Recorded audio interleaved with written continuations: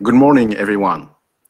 It's my great pleasure to hold this panel on a very timely topic of net zero portfolio alignment. The COP21 was the first mobilization movement, but with different resulting objectives across the players.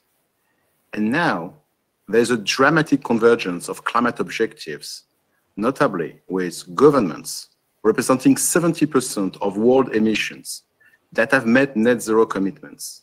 In parallel, asset owners representing $6.6 trillion through the Net Zero Asset Alliance, the asset managers with $37 trillion through the Net Zero Asset Managers Initiative, and the banks representing $28 trillion through the Net Zero Banking Alliance.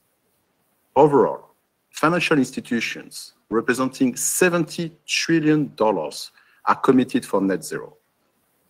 This convergence among the main players toward the same objective is just unique. And it will have major consequences because when forces are aligned, they are stronger, they are reinforcing themselves, and so they are becoming the new normal. To discuss this tipping point and how to integrate it concretely into portfolios constructions, we are very lucky today to have 5 distinguished speakers. The CEO of AP4, Niklas, who has been a world first mover among asset owners and who is constantly innovating. We will have the head of responsible investments from Zurich, Johanna, and the head of credits and sustainability risk from Aviva, Jean-François. Both are founding members of the Net Zero Asset Owners Alliance. We will have the global head of official institutions group at BlackRock, Isabelle, a member of the Net Zero Asset Managers. And last but not least, we will have a distinguished professor at Imperial College of London, Marcin, who has extensively written on ESG and climate change. So we will have multiple perspectives on the same topic. And so I will ask 2 rounds of questions for each panelist. What is your proposed solution to concretely integrate a 1.5 degree objective in your portfolios? And then, second question, how can we make it more scalable? And I will start with the one who has been a pioneer in the alignment movement, Niklas. Niklas, the floor is yours.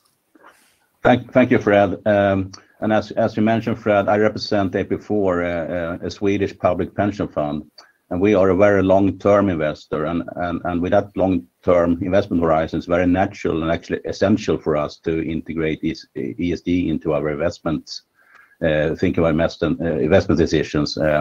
And it's also something that we have in our legislation and something that is expected from us from the Parliament of Sweden and the citizens of Sweden. That also means that we have been working with the ESG for a very long time. It actually dates back to the 70s and 80s.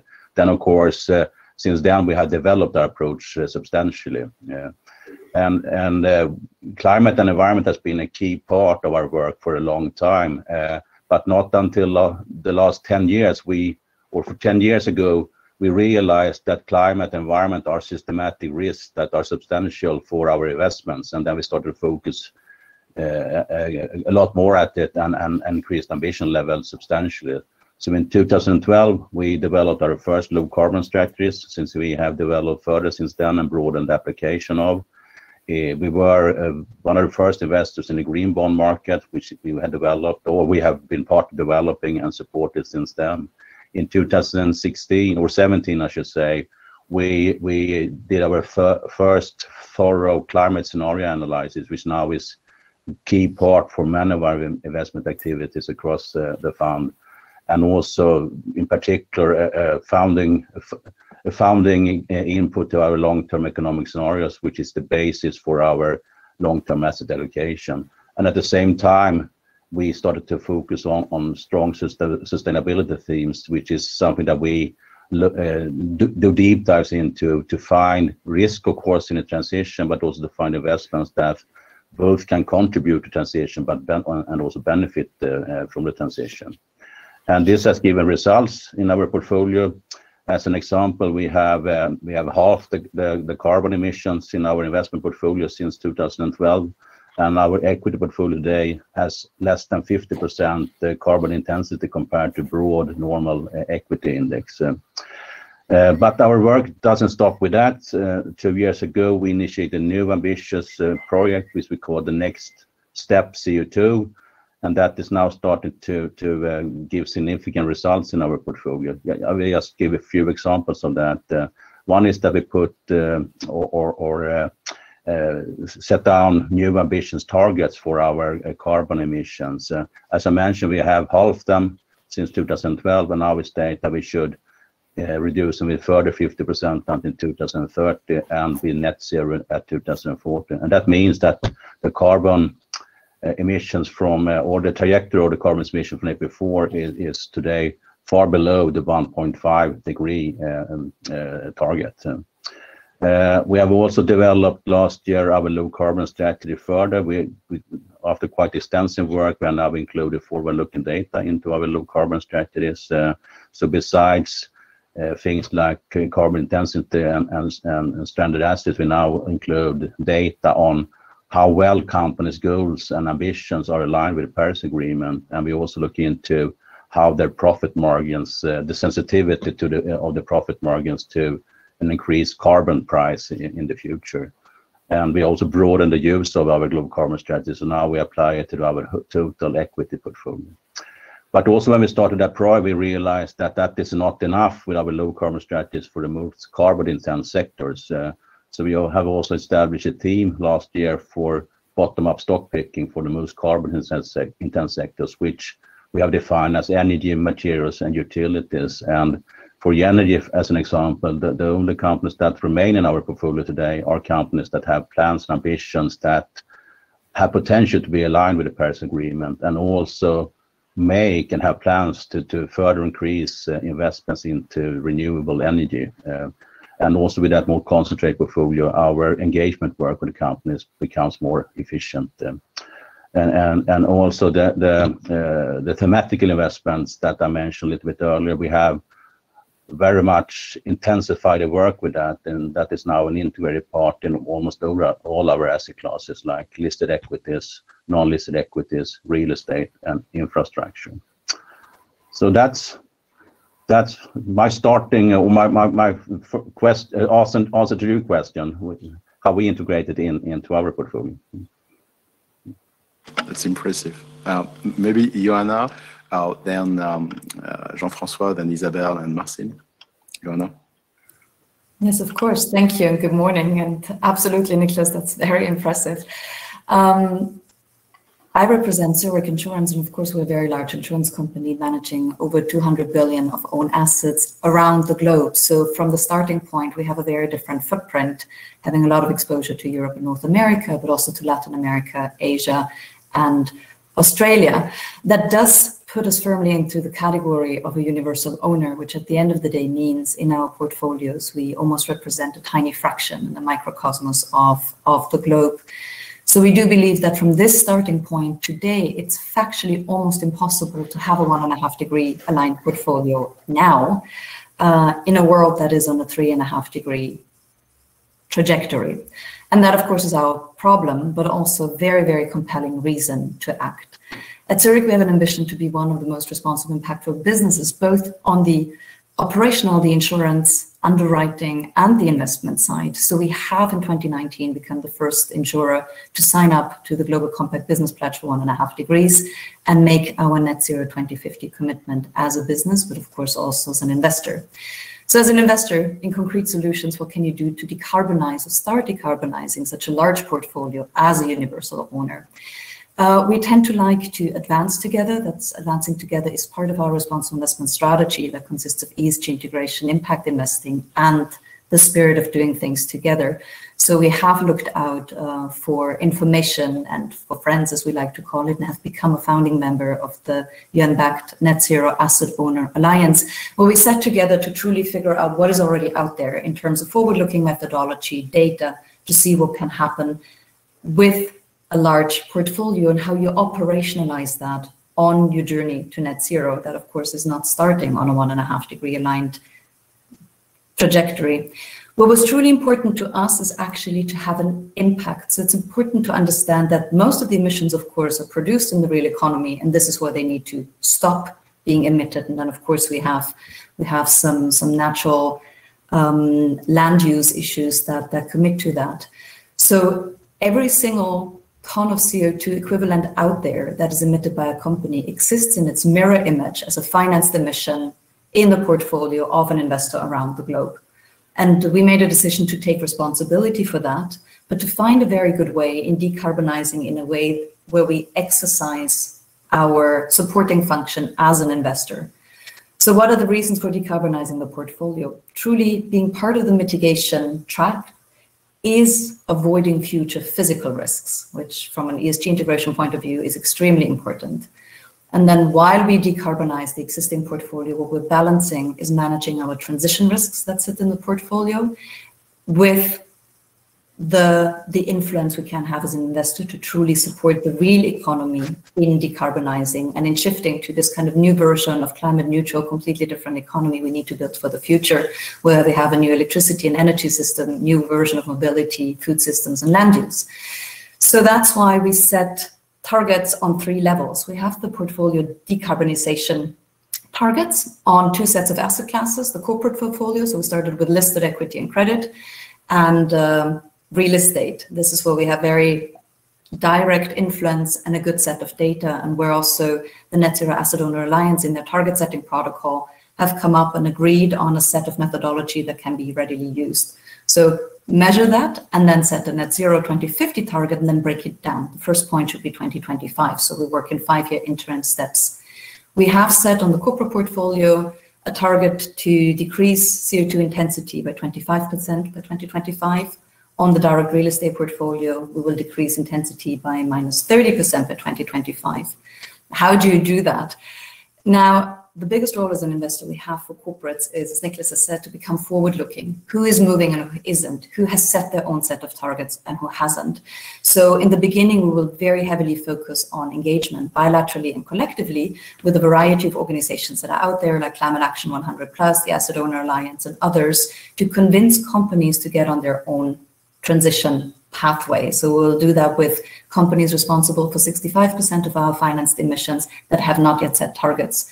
We have updated our proxy voting policy to become climate smart, to vote much more merit-based on shareholder proposals, and to build in an escalation mechanism that if that dialogue and engagement fails, if we recognize a company is not willing to move, we'll first escalate by voting against the chair of the board and other board members as necessary, and then over time, of course, assess how much they become a transition risk and rebalance and move out of them. We also have been an impact investor for a while, so transitioning does require investments. And of course, every investor has a different risk return profile and is organized differently. As an insurance, there are more asset classes that lend themselves more to our impact investment efforts and others that are less suitable. But we've had an impact investment portfolio for a while, and we target 5 million tons of CO2 avoided per year through our impact investment.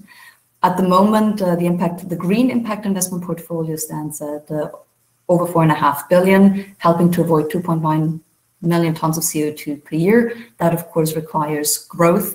And at the moment, about 22% of our green buildings have green certificates. So also there, it's building as green as possible if you build new, and then go and refurbish the rest, because the transition requires investments.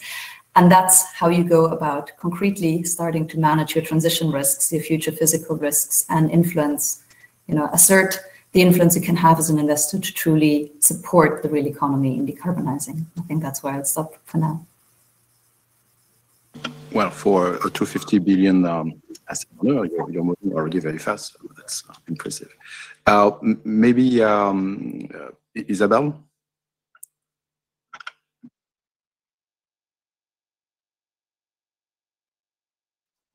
Sorry, thank you, Frédéric. Good morning to all. It's an honor to be a part of this panel of absolute leaders and pioneers of the race to net zero.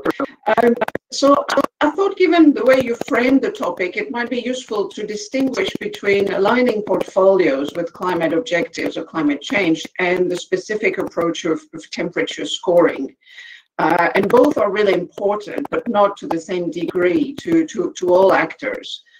Aligning portfolio with climate objectives is really something that is in essence, it's just acknowledging that climate risk is investment risk, and that is true regardless of one's values. You know, whether you want to align your portfolio with saving the planet, or whether you only care about return, which frankly is where the vast majority of asset owners are, it doesn't matter. We now know the planet is going to net zero for the reasons you've said, Frédéric. You know, 130 or so governments have committed to this, thousands of companies. So the world is going there, and that is going to have an impact on portfolios, whatever your values. And for us, that's the core message that we've been banging on about to the companies that we invest in on behalf of our clients, and to all of our asset owning clients. This is a wake-up call. How to do it? What are we doing?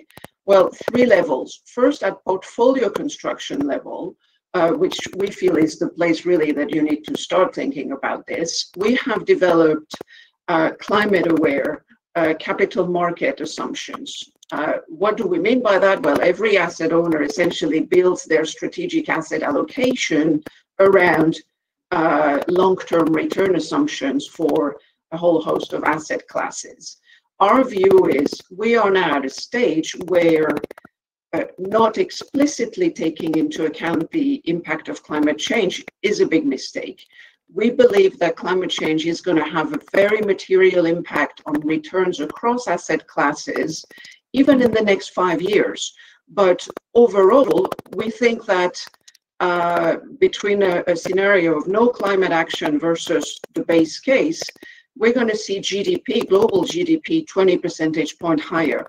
That we're going to see a 7%, 700 basis point difference in the rates of return to the most affected, to the least affected sectors, just over the next 5 years. And so anybody who builds a portfolio without taking into account climate change is gonna be way off in terms of where they land. So that's the first level. Second level is at security selection.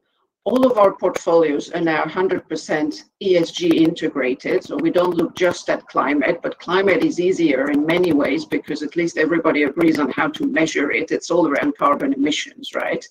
And so all of our portfolio managers have access to thousands of KPIs, key performance indicators that allows them to decide how much exposure to climate risk they want to take. At least they know. We don't necessarily tell them stay away from them, but we tell them make sure you're aware what risks you're exposed to.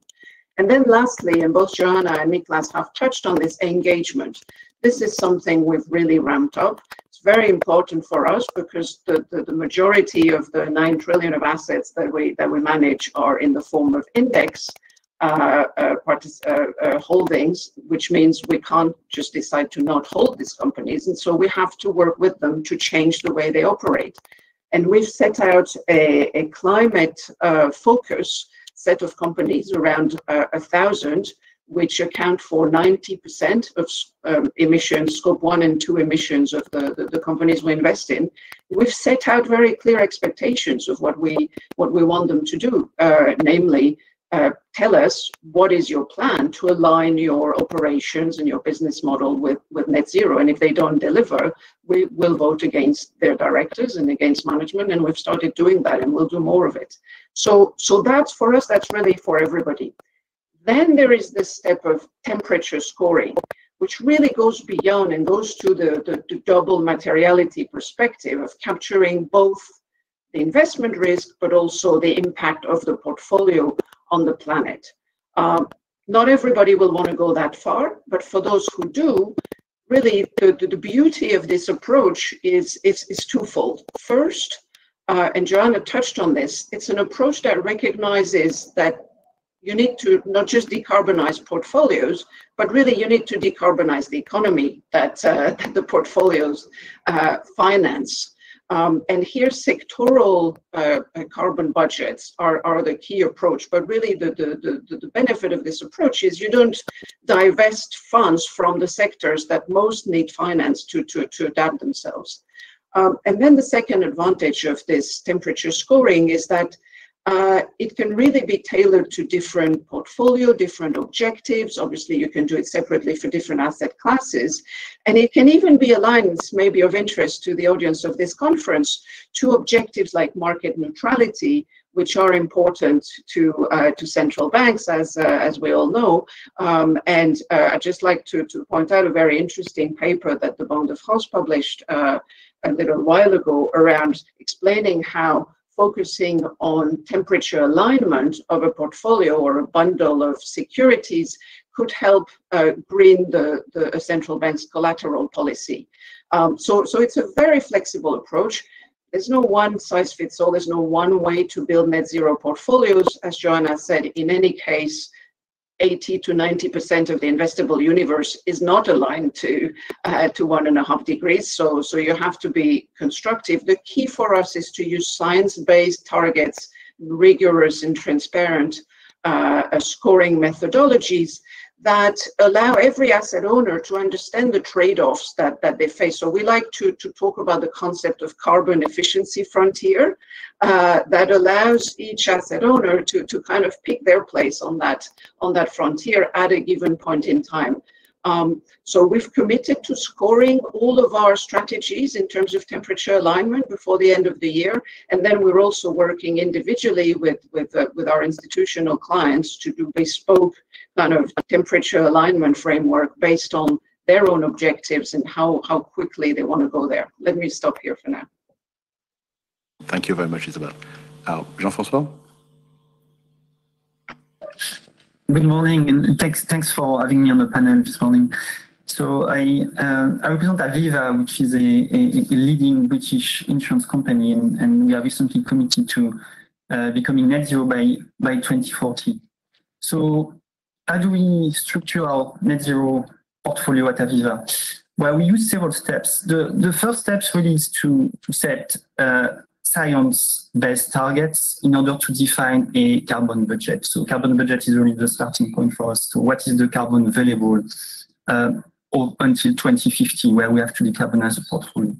So at present, Aviva, we rely, as Johanna mentioned, on the Net Zero Asset Owner Alliance target setting protocol framework, which set either carbon intensity asset portfolio reduction target and absolute finance emission reduction targets, which are in line with the 1.5 degrees IPCC scenario, so ultimately science-based.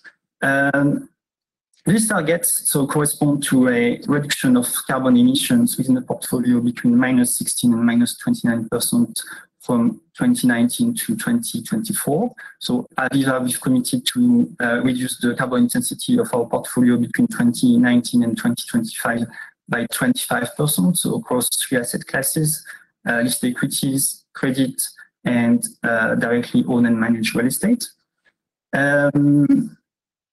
So the role of this portfolio targets really is to ensure that the portfolio greenhouse gas emissions are aligned with the long-term global warming target of the Paris Climate Agreement, obviously.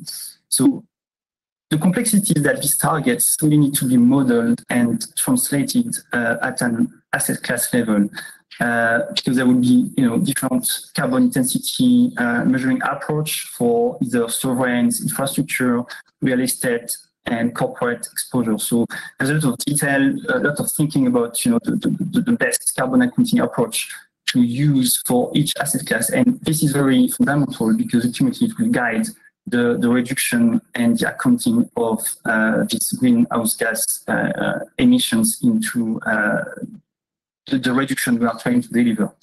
So the second step really is obviously to apply these targets, to deliver on these targets. So they need to be applied both at within the in-force portfolio, but also for the new investments.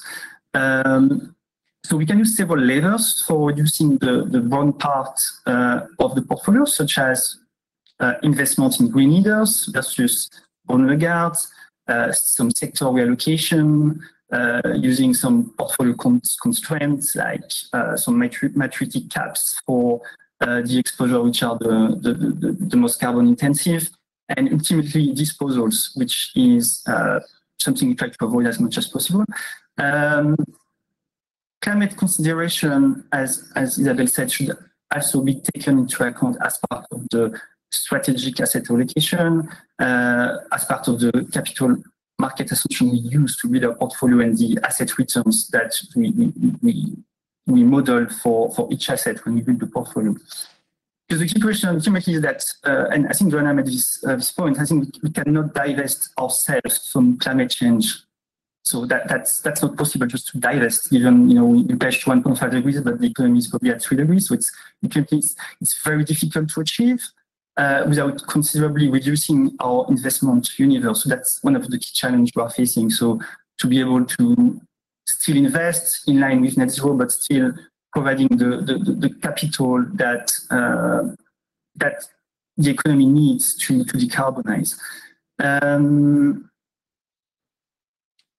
So ultimately, I want to say also that the role of investors is to provide the required capital to the companies that are moving from brown to green in order to mitigate the risk associated with climate change. And also, it's not only about risks, it's also about opportunities. So we need to be able to size the investment opportunities linked to climate change and invest in new technologies like hydrogen, capture storage, carbon capture storage. So these are very important as well. As carbon intensity and finance emissions measurements are by nature backward-looking, so carbon emissions tend to be reported at year +1. So the issue is that we are working with data that can be outdated and do not necessarily represent the decarbonization pathway of a company. So as Isabelle said, it's very important to use more forward-looking approach. And one of the approach we use is a portfolio warming indicator, which takes into account really the realistic progress that company will make. So it's more like a forward-looking approach. So I think it's very important to use, in the absence of a kind of gold standard indicator, it's important to use several types of indicators. So in that respect, I believe carbon intensity is very useful to understand the current risk of the portfolio, to understand where your portfolio stands in the kind of green to brown spectrum, and also using a forward-looking indicator to understand where your portfolio is heading. So obviously, these portfolio warming indicators are still early stage of development, but ultimately they are still very useful to help investors to benchmark portfolios. So to understand, for example, how does my portfolio compare to a benchmark, and also to communicate and reduce the temperature of the portfolio over time. And I think it's for clients, especially retail clients, it's really easy to understand, what's the temperature of portfolio versus the carbon intensity, which doesn't necessarily mean is very meaningful for them. Then there's another very important question investor needs to ask themselves is, do I just want to reduce emissions in the portfolio? So for example, by just divesting for, oil and gas sector utilities, which would not help to reduce, real world climate emission? Or do I need, do I want to be part of the solution? Do I want to finance the new solution? So this is very important. So in that context, the target I just mentioned, so the carbon intensity and absolute finance carbon emission targets need to be complemented by additional targets to ensure a reduction in real world emissions. So these targets are, first one is the sector target. So sector targets really help to link portfolio level reduction to the sector level efficiency requirements. So we understand, okay, for example, utility sector, that's we have a pathway. We know what's the pathway that utilities company need to follow to get to net zero. So that's very useful to communicate this information to the sector, so they understand where they need to go, where they need to head to get to net zero, and also they need to understand where they need to go so that they remain eligible to be in our portfolio. Then there's, as just mentioned by the other panelists, the engagement targets, really important. They aim at driving change within companies and at sector level. And then The third target and final target is the exposure to green revenue. So we're trying to maximize our exposure to green revenues versus brown revenue. So the portfolio should be more and more predominantly exposed to climate solution providers, with most companies deriving their revenue from green activities. So we have several types of targets, several types of indicators, but we need to be kind of mindful that there are limitations in the implementation of these targets.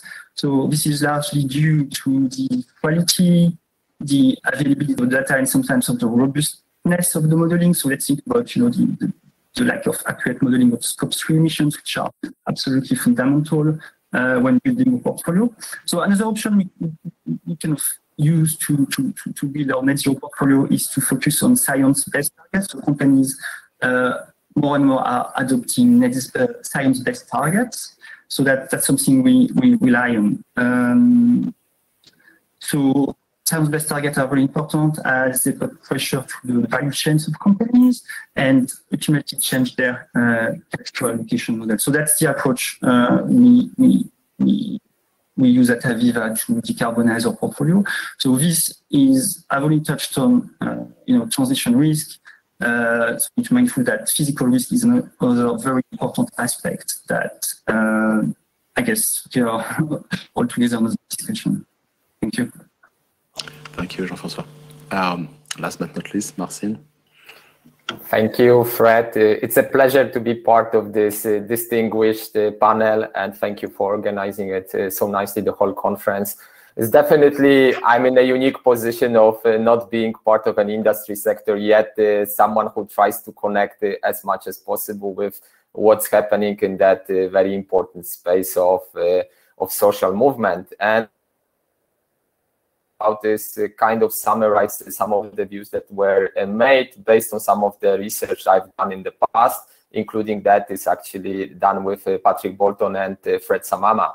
So what I think is important to recognize is that it's time that we start moving from qualitative to quantitative benchmarks. What I think the whole kind of race to net neutrality told us is that we no longer can just simply be qualitative in a sense that something has to be done. We should actually invest in low carbon assets, but I think we need to become more quantitative because the problem, in fact, can be mapped to some kind of scientific evidence. And I think my predecessors have actually mentioned that there are at least a number of projections from scientists who argue that there is a certain level of emissions that should be allowed to be produced globally for us to actually not exceed the 1.5 Celsius degree. So the starting point, I think, for the implementation of the net neutral portfolios is definitely map it back to this type of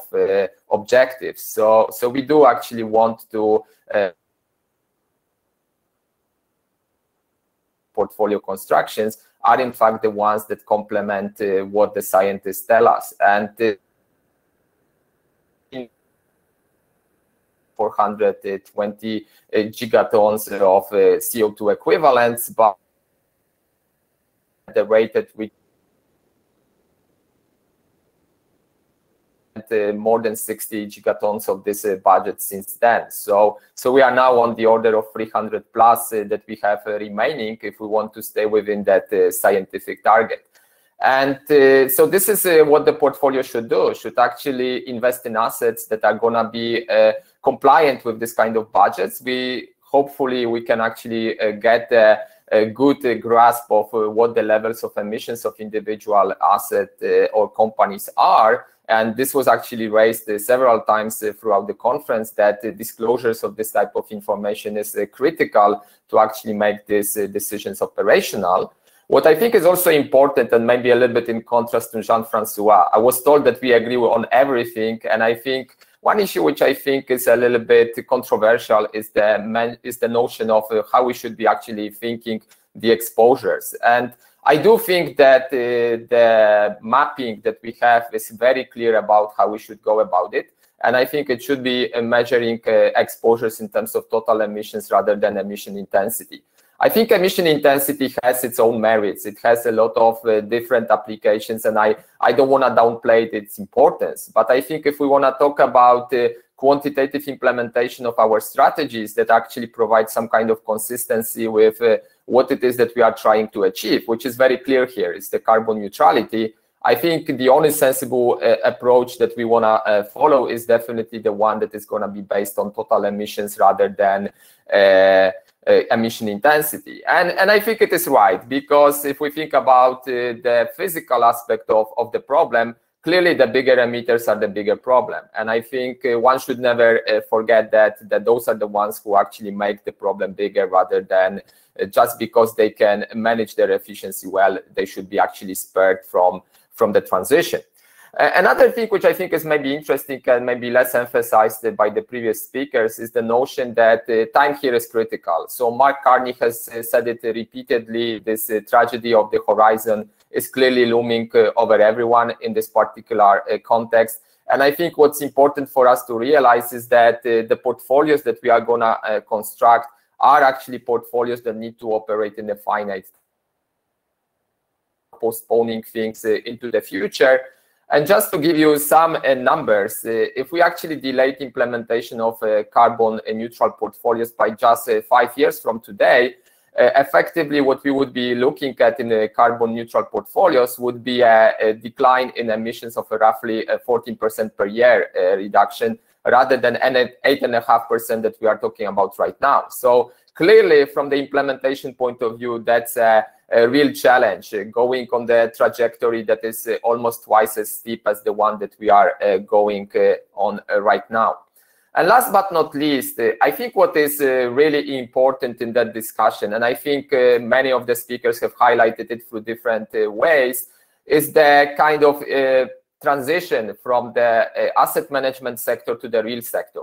I think we should not forget that even though asset managers may be the most benevolent players and they have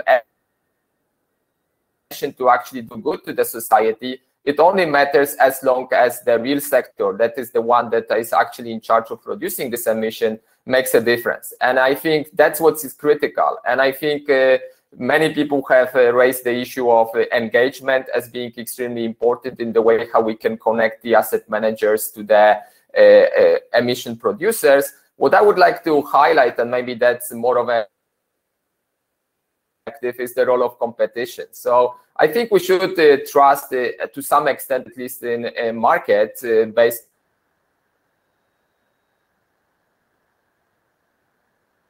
actually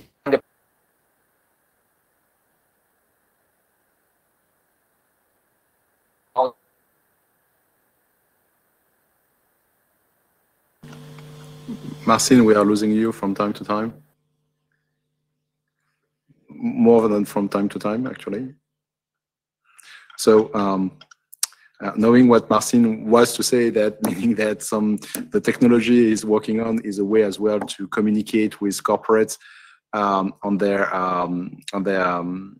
fact that if investors are integrating net zero strategies, they can have a roadmap for the corporates if and when they will be excluded from the portfolio. So it's a form of engagement as well, to say to corporates, here is my roadmap, building the portfolios with net zero for you, and then you can adapt. And by adapting, actually, you're accelerating the transition to net zero. I hope we can get Marcin back one way or the other ones.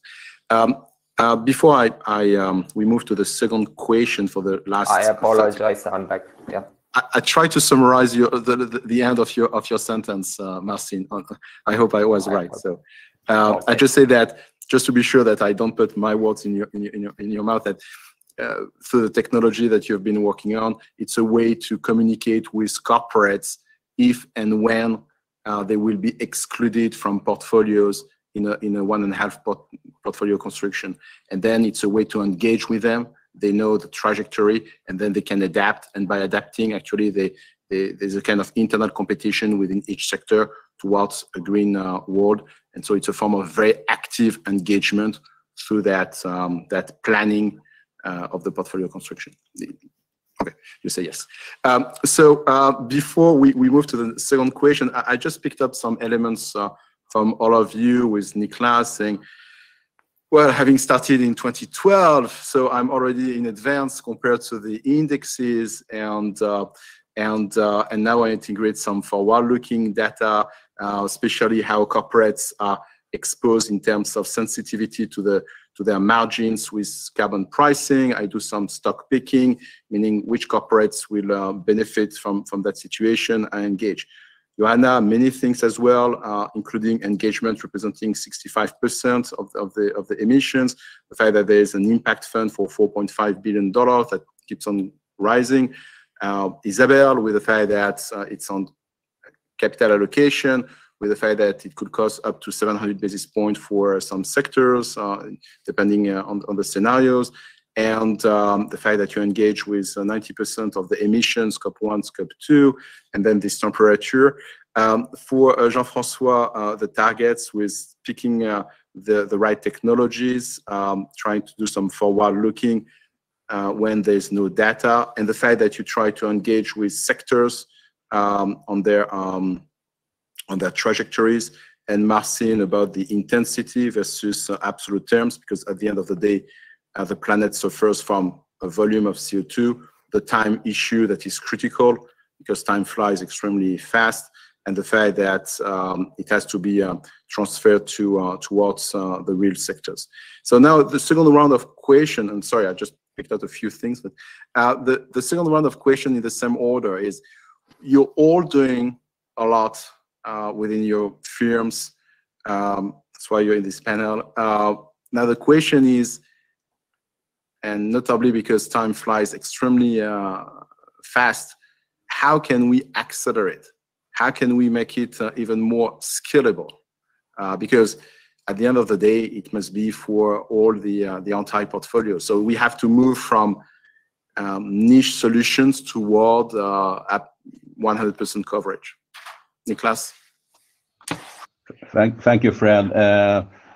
If we really want to scale up things and speed up the transition, in my mind, there are two actions that are sticking out in importance, and that is perhaps stating the obvious, but that is to get a global price of carbon in place, and a sufficiently high price as well, so you get an impact from it. And so that should be really the top priority of every political meeting on climate, and not only the first topic agenda, but the second, third, fourth, and so on, because that's really the key thing to get the market forces working in the same direction.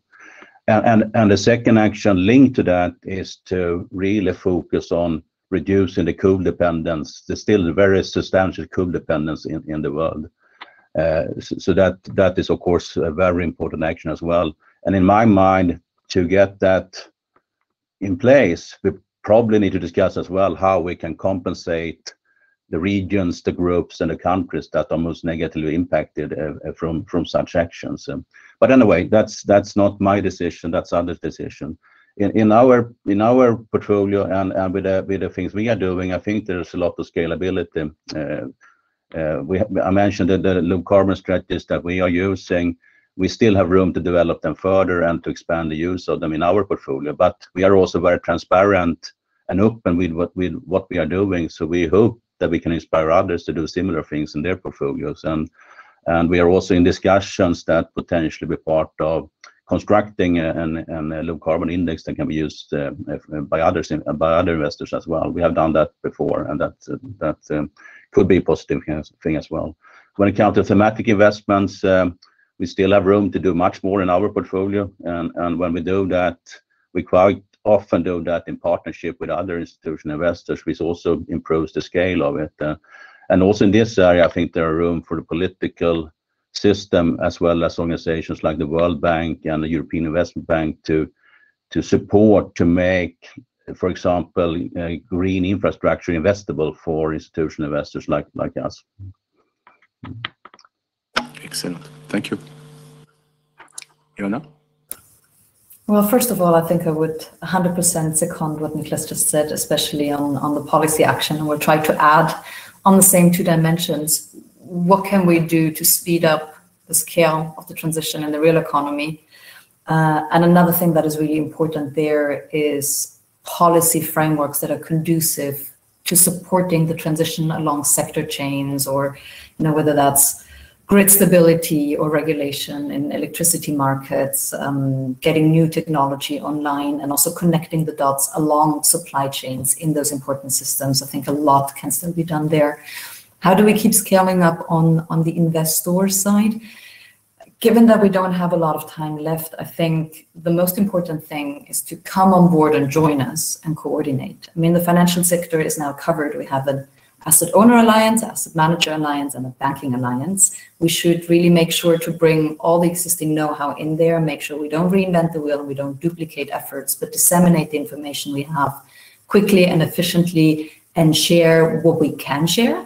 And then, of course, work forward from there. And there are a variety of gaps that we need to solve, of course. I mean, we have tackled now the listed corporates and real estate with all the caveats around that. We will be working through asset classes, translating that to the private equity and debt sector, where very often the data is not there to start working, operationalize for infrastructure, and especially sovereigns. Many large, especially institutional investors, have significant exposure to sovereigns. So how do you carbon footprint them, and how do you net it out? Because sovereigns at the same time often own a lot of the very crucial sinks. So we need good accounting standards for not only the emissions, but also the sinks to start at some point truly netting out the reflection, again, the mirror image of the emissions and the sinks in portfolios to truly speak net zero. And work on that and get as many investors on board also on the engagement piece to collaborate as well as we can and single out who requires help in transitioning, and really also starting to then manage transition risks by pulling money from companies that could change but aren't, and then clearly raising their cost of capital and switching technologies and sector application, and really enforce that. Thank you. Isabelle? Thank you, Frédéric. So I'd like to start by saying really credit to you for putting this question of scaling up on the table, because I think that could be a temptation to all feel very happy about the efforts of the Net Zero Asset Owner Alliance or the Net Zero Asset Manager Initiative. But the reality is these are still very small if you think of the entire universe of global financial assets. They represent a fraction. And unfortunately, there is really a vast gap between institutions at the frontier, like the ones taking part in this conference, and the vast majority of their peers, including, frankly, in the sovereign space and including central banks. So I think this question of scaling up and mainstreaming is really key.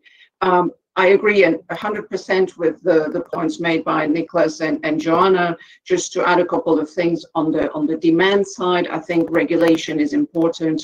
Fully taking into account climate risks into portfolio shouldn't be optional.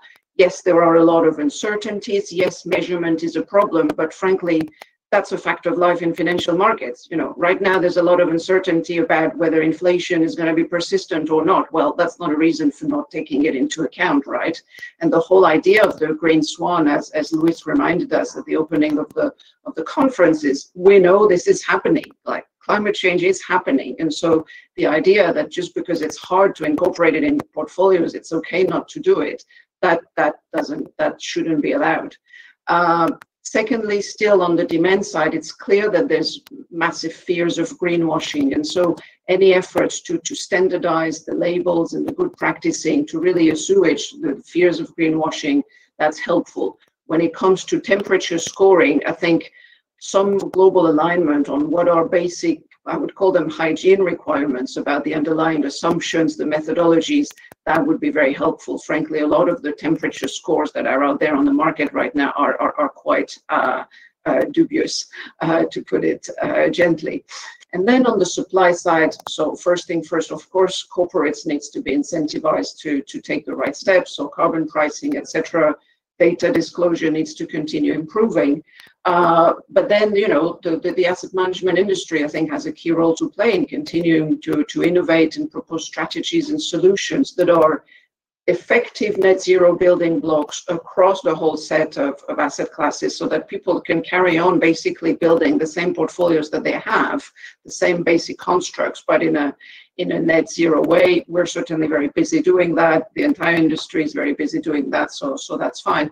One specific issue where I think help is going to be, or specific focus is going to be needed more than we have now, is that a lot of the investment needs are in emerging markets. And this is an investment profile that, you know, the risks entailed are well above the risk appetite of most institutional investors, sometimes for regulatory reasons, sometimes for reasons having to do with their mandate. And so here I think we're going to need blended finance solutions. And again, credit to the Net Zero Asset Owner Alliance for drawing the attention to this, because without this, I think it will be very difficult to attract the right amount of capital to these countries. And then secondly, the emerging market green bond debt market is in its infancy. For whatever reason, there's really very little issuance happening there. And that makes it even less attractive to invest in that market. So a bit of collective action there, some help from the multilateral development banks to really spur the growth of a sustainability debt market in emerging markets would be very helpful. Thank you, Isabelle. Jean-François? Thanks, Fred. Yeah, I think a lot has been said. I mean, the key point to make is really to enhance the supply side of investment, to make investments available. So this can be done through increasing the supply side of climate solution investments. So this also includes, and I think that's very important because we've been talking about liquid assets, but investment in real assets are key, as for example, direct emissions for buildings, power, and transport are responsible for 60% of UK emissions, for example. Then we need to target the investments which make the largest difference and contribute to the successful and just transition. So, and by that I mean investment into renewable, make sure the mass we can provide capital to support the mass electrification that's required to get to net zero. Then obviously co-investing is very important. So we talked about blended finance, very important to resort to blended finance to back the technologies of the future, which you know could be quite risky for investors. So that's a very important way to reduce the risk. Then as I mentioned previously, data quality is key also for investors in order to scale and better understand how to support the transition to net zero.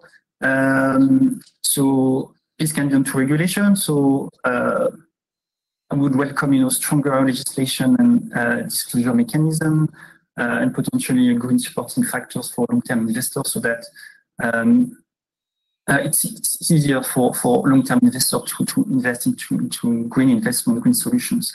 Then I think assurance. Data quality assurance is key.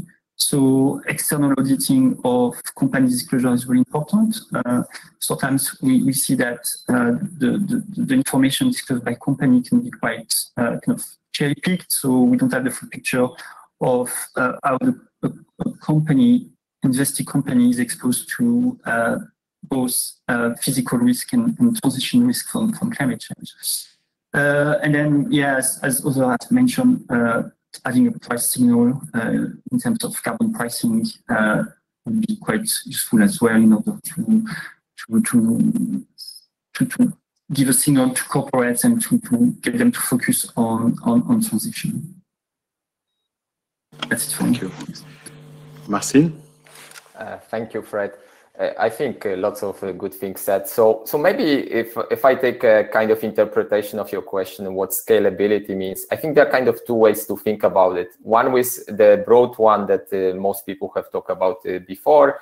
The other one is the slightly narrow one, which is what's the scalability of the efforts on the asset management side. So maybe I want to start with that, because I think it's a little bit related to what Isabelle has said, which is we are kind of in a good and a bad situation at the same time, which is the fact that we have only a handful of asset managers to actually follow the carbon neutrality principle is of course a negative aspect from the social perspective, as we would like as many of them as possible to be engaged. At the same time, from the practical implementation of the objective, that could actually be a blessing, because I think what we need is, of course, a set of assets in which these carbon neutral portfolios can invest. And I think the issue of scalability from that perspective is quite critical. How many dollars, how much money can be actually put on these assets in the current world such that they would actually be compliant with that particular objective? And I think what we are learning is that the task is not easy, because as has been mentioned throughout the conference, the way in which the corporate sector is actually adjusting is maybe not as fast as the way in which the asset managers and other players in this market want to adjust. So this is kind of a critical question. How is it that you can align the speeds of the two actually such that this can be accomplished at the same time? I mean, in the work with Patrick and Fred, we have done some simulations to kind of get a little bit of reassurance on that front. And in the current kind of state of the action, we can comfortably think about portfolios of the size of up to $5 trillion that could be designed with the compliant kind of values. But at the same time, given that the budgets are getting tighter and tighter, I think it is going to become increasingly more difficult to actually find assets like this, which kind of comes back to the second point, which is, of course, how is it that we can actually, again, incentivize the corporate sector to adjust? And one thing which is kind of interesting is the notion of commitments. I think there has been a lot of discussion of making net neutral commitments from the corporate sector. The COP26 is kind of centered around that particular principle. And what's interesting is whether these commitments should be in fact voluntary or mandatory. There is this discussion whether actually we should trust the corporate sector, whether we should trust the individual players that they are going to do the right thing and actually let the market forces work out through it, or should we actually as policy makers impose some kind of discipline on the side of the corporate sector?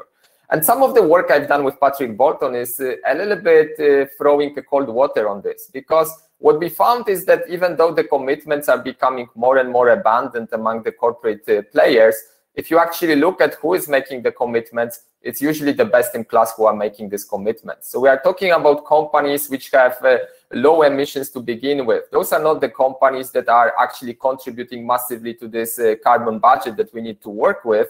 So in the end, just letting the market kind of work on the voluntary basis, we are going to get into this common problem of adverse selection. Joe Stiglitz, I'm sure, would have agreed with that the bad types basically are going to stay on the sidelines, and the good ones are going to be the ones who are making the leadership, whereas actually we need the bad types to actually reform, because this is the only way by which we can actually get towards the objective. So I think maybe one of the kind of practical implementations that needs to be at least taken into consideration, maybe not a very much Chicago style of economics, but still I think important, is to actually allow for some degree of mandatory value of disclosure. I mean, we had it in the United Kingdom and other countries in terms of carbon emissions.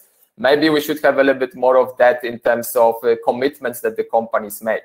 I think there is quite a lot of stigma of not making commitments. So to the extent that the companies are going to be actually forced to make these commitments, it will be much harder for them to deviate from that particular principle. So I think this is one practical implementation that at least should be put on the table. And in this regard, of course, this is going to allow for the asset managers and other asset owners and other players to actually do their job, because to the extent that there will be more and more individual companies actually scaling down their emissions, there would be actually more room for the asset managers to actually create an additional pressure through these portfolios that we have discussed today.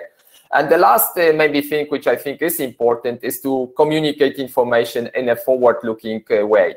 I think one lesson we all are learning from the experience is that it's a very fast-moving world. I think if you really start kind of going back of how much ground the whole movement has covered since Paris Agreement, it's enormous, and it's really moving fast. But I think it is true also that we are learning some facts which are not kind of sufficient to make progress, which is looking at the backward data is useful, but it's actually not solving the problem, because the problem is forward-looking. So in this regard, what I think is also necessary is that we introduce some kind of forward-looking metrics into our principles and into our policy making.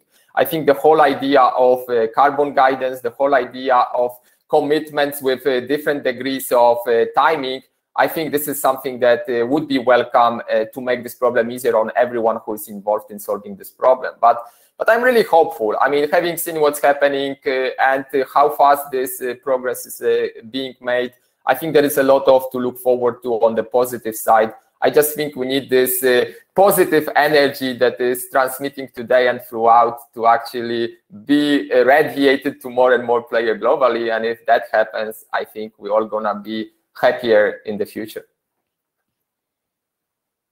Thank you. Thank you, Marcin. We still have about 10 minutes, so I will first try to pick up some elements from each of you. Niklas, yes, to stop the coal dependence and to maybe compensate the countries that are exiting.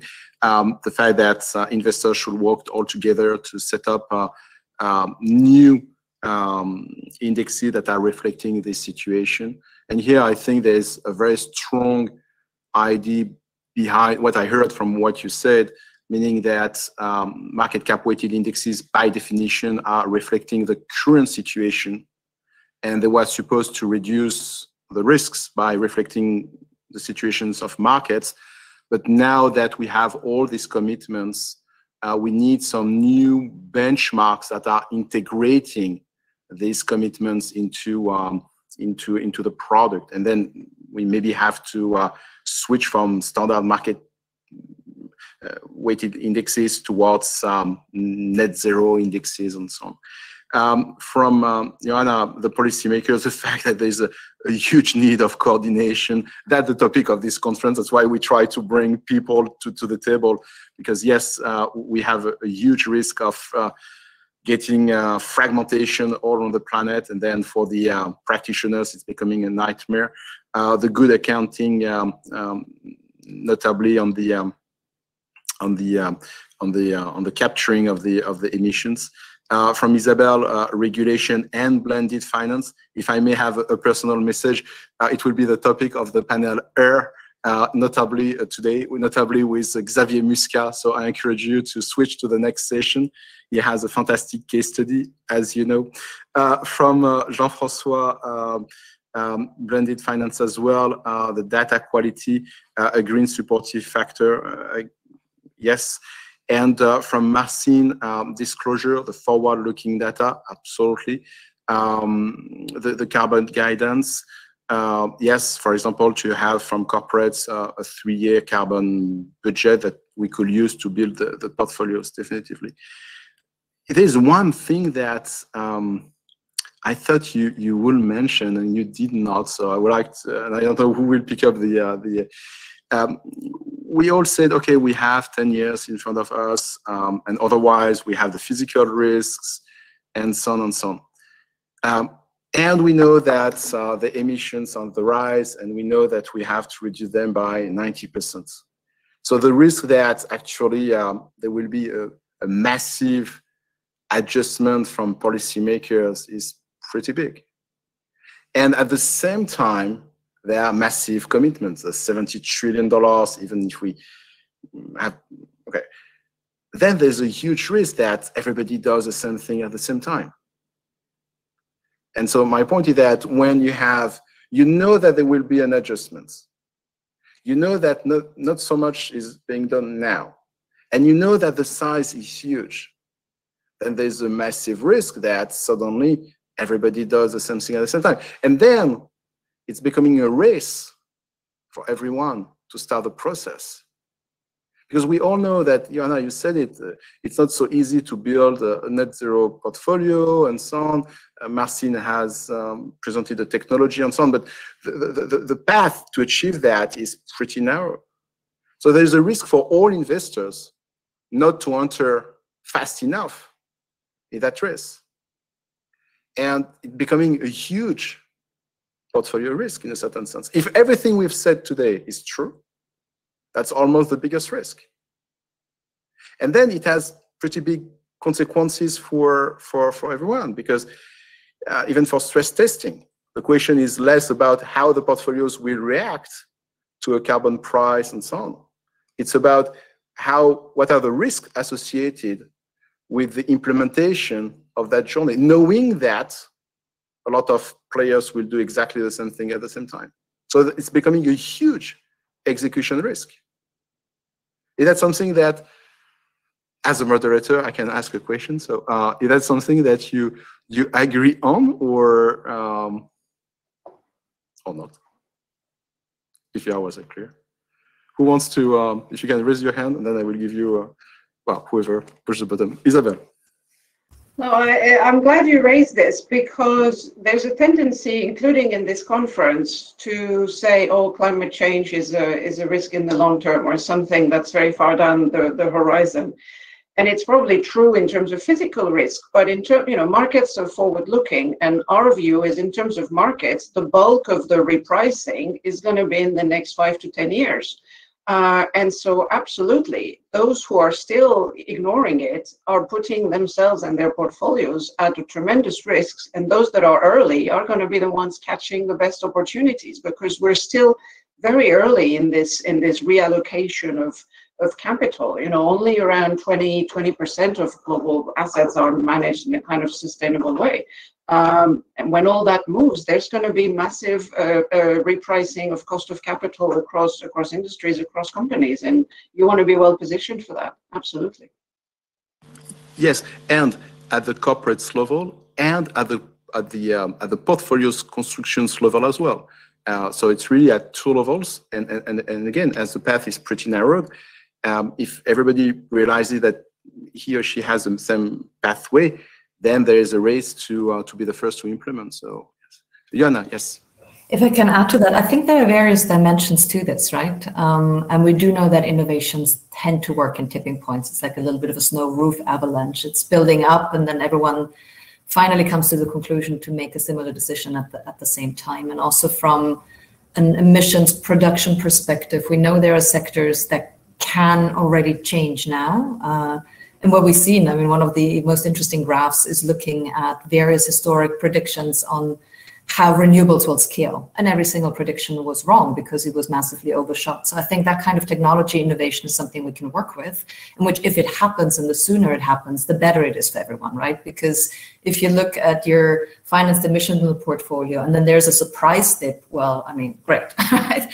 The other thing is the inevitable policy response, which I guess we're all waiting for to a certain degree when we are looking at transition risks. And in the scenario modeling, there is a difference between expected transition risk and disruptive one. And I think that's where the signaling, I mean, Niklas talked about the carbon pricing, which we also desperately need, but then also for corporates, all the snacks in the system that if you want to transition a technological system and certain pieces of regulation don't communicate with each other and you can't do it. That's where the policy framing, the signaling, and the communication is important for first the companies to plan when they need to do what and when they can do what, or whether they mess up an entire national grid by putting too much renewables in it. All of that is a coordination issue, but then also that signaling, because the more something is expected, the less you have those disruptive issues. And then apart from that, I do agree with Isabelle. I think it does become very clear that this is a trajectory we have to go in, and where you do start to have early mover effects, because it does take some time to wrap your head around the various elements and the new language and the new risk factors. And the earlier an organization starts the learning process, the more you are equipped to deal with the wobbles along the way. And if you're trying to be the last man standing on the investor side, then of course you get washed up in the tide. So that becomes a risk in and of itself. Thank you, Johanna. Yes, Marcin? I just wanted to make one comment, which I think is important. I think is the idea that we are kind of working currently under what I call a plan A. We all kind of got married into the idea of 2050 as this kind of magic deadline that we are gonna actually reach the carbon neutrality. And I think it's important to have it. I don't wanna actually dispute that, but I think we also need to think in terms of plan B, which is what would happen if actually we do not get there by 2050, in a way that not gonna actually tarnish the whole idea, because this would be bad, but in a constructive way in which we can actually think what is the road gonna be if we actually don't manage to go on that straight path that we have set for the society. Because as much as we are actually very optimistic that collectively we can get there, we all have already today discussed many aspects that make it a little bit of a risky process. And it's also risky exactly from the perspective of this emission adjustment. And I think already some countries are discussing the idea of should they extend the deadlines for their commitments. Companies tend to sometimes extend their deadlines themselves. And I think we need to know what to do in this situation. I think, as was mentioned in the conference before, as I heard, and I think it's quite important, we should not be reacting to the past. We should be actually anticipating what's going to happen in the future. And I think that's one important aspect which I think should be actually discussed now, rather than get disappointed and get surprised and do something that could be potentially actually not well thought through. Thank you. Thank you, Marcin. I would like to conclude because we have only 2 minutes left. I think that behind the scene in your messages, we could hear, I think, two schools of thoughts in terms of answering the questions we had today beyond engagement, beyond impact, beyond regulation, and so on, really on the portfolio construction. The first one was, okay, do I select the corporates now that are already aligned in their trajectories towards a 1.5 degree? And school of thought A. And school of thought B, it's more about portfolio construction, where it's not about the trajectories of the corporates, but it's more about the budget allocation, and year after year, you reshuffle your portfolios in order to spend a budget that mimics the one that we have in the planet. And there are some intermediary steps between the two schools of thoughts. So it's quite fascinating to hear that beyond this key question of aligning portfolios with 1.5, there are still a debate within the industry on how to do it, and I think it's extremely interesting to see that the industry still looks for the solutions. So I would like to thank all of you. First, because you're doing a lot for this on this topic, and second, to have participated to this panel. So many thanks for that. And now we have a 15-minute break, and after that, we will have Mr. Zhou Jiaoshuang, who is the former governor of PBOC, and who is having a key role in China on green finance. So I encourage everyone to listen to him. He's a very important person on this topic. To all of you, many thanks.